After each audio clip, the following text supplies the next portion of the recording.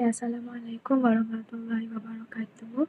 Nama saya Nur Ashura binti Abdul Halim dan saya dari Ijazah Sarjana Muda Pendidikan Awal Kanak-kanak dan nombor matrik saya di 2022-102925. Pada hari ini saya ingin membentangkan tugasan saya iaitu daripada kursus pembelajaran dan perkembangan pelajar KPP 3014 dan saya memilih tajuk gejala buli dalam kalangan pelajar sekolah.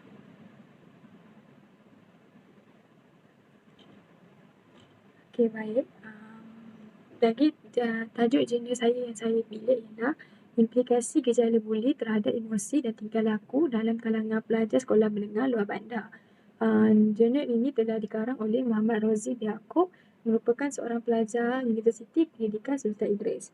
Dan tujuan kajian ini dijalankan adalah untuk mengenal pasti implikasi buli terhadap emosi dan tingkah laku dalam kalangan pelajar luar bandar. Kemudian, objektif kajian ini adalah untuk mengenal pasti faktor-faktor yang mendorong pelajar sekolah menengah luar bandar dibuli. Kemudian mengenal pasti jenis-jenis buli yang mempengaruhi emosi dan tingkah laku pelajar sekolah menengah luar bandar. Dan seterusnya mengenal pasti implikasi jenis buli terhadap emosi dan tingkah laku pelajar sekolah menengah di luar bandar. Dan kajian ini dijalankan dengan cara pendekatan kualitatif. Okey, bagi isi utama jurnal ini dia menyatakan tentang kriteria mangsa buli. Antara kriteria mangsa buli yang dinyatakan ialah mangsa buli kebiasaannya terdiri dalam kalangan orang yang lemah, penakut dan mempunyai kekurangan dari segi fizikal seperti gemuk ataupun mempunyai rupa paras yang agak buruk. Jadi biasanya tujuan buli ini, orang yang membuli ini biasanya dia membuli untuk bertujuan untuk menggertak, mencederakan dan menakutkan mangsa buli. Sebagai contoh, bila seseorang itu lemah, dia akan mempunyai keyakinan diri yang kurang dan rendah. Jadi orang yang membuli ini akan menggunakan peluang tersebut untuk mengugut atau menggertak mangsa buli agar memberikan apa yang pembuli ini inginkan. Dan pembuli menganggap mangsa buli akan mengikut semua kehendak mereka kerana takut dibuli pada masa akan datang lagi. Okey, seterusnya kesan buli kepada mangsa buli boleh melibatkan dua aspek iaitu emosi dan tingkah laku. Okay, sebagai contoh, kalau kesan buli ini kepada emosi, mangsa buli akan menjadi lebih takut dan kebiasaannya mangsa buli ini akan lebih memendam perasaan mereka dan dia akan mengikut sahaja kemahuan si pembuli.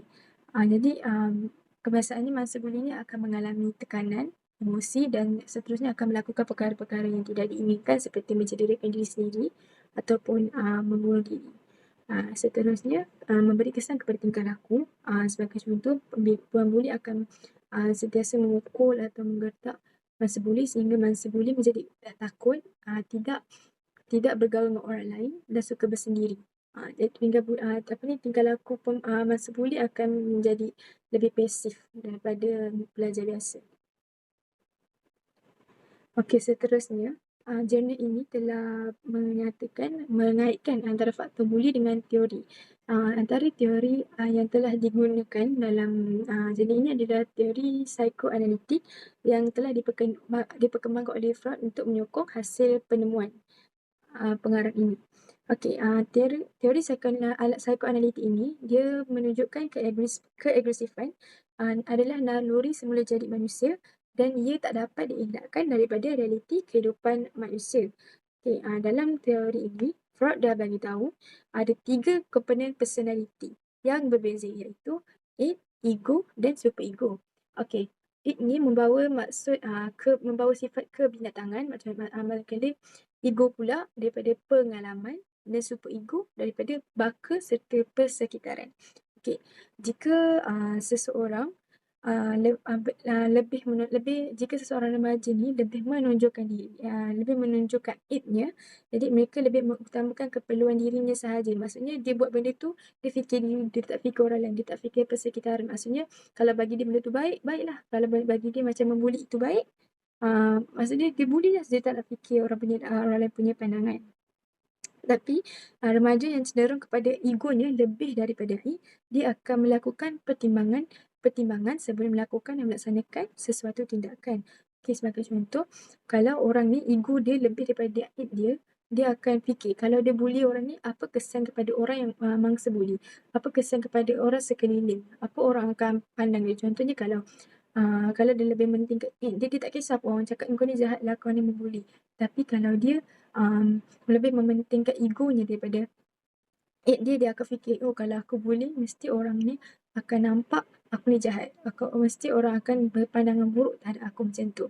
Jadi tapi sebabnya jika remaja yang memiliki kawalan super ego yang tinggi, dia akan sentiasa mengawasi tindak tanduk mengikut norma masyarakat sekeliling. Maksudnya kalau super ego ni dia tengok orang sekeliling dia ada ke membuli, tak ada. Jadi kenapa dia nak membuli? Jadi dia akan ikut kalau orang ni orang ni macam dia rasa orang ni tak membuli, kenapa aku tak boleh. Macam kalau tengok kawan dia membuli, dia pun membuli sebab dia mengikut norma masyarakat sekeliling, dia ikut orang terdekat. Okey. Seterusnya, bahagian utama teori ni membincangkan tahap-tahap aktiviti mental dikemukakan oleh Freud yang dapat disimpulkan bahawa tahap-tahap pemikiran manusia iaitu ketidaksedaran, keprasedaran dan kesedaran. Okey, ketidaksedaran merupakan sikap, perasaan dan fikiran yang tidak mampu dikawal oleh kemahuan seseorang.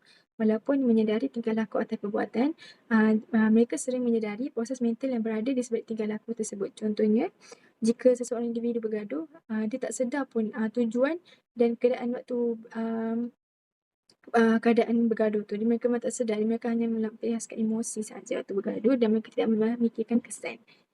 Okey.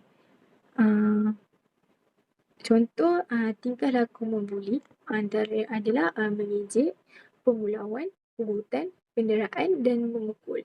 Ini adalah contoh-contoh